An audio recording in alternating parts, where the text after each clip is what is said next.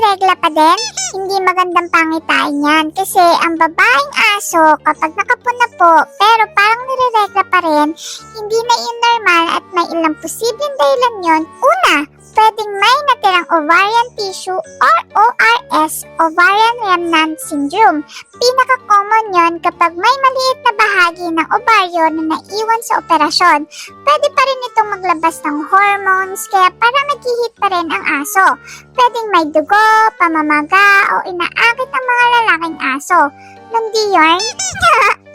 Pangalawa, vaginal infection o UTI.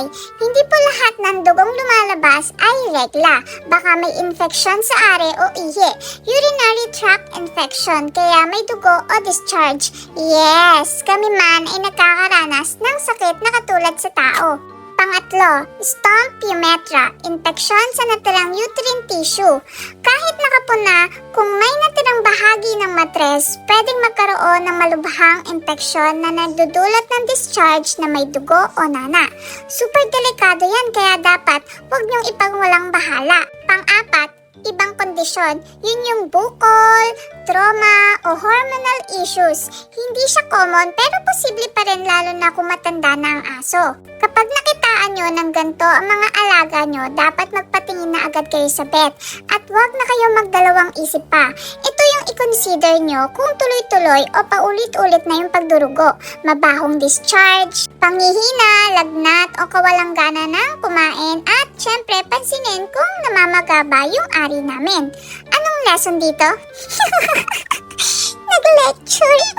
Parang gusto ko rin ata maging teacher, Liora. Mag-change, ano kaya ako? Mag-change profession kaya ako?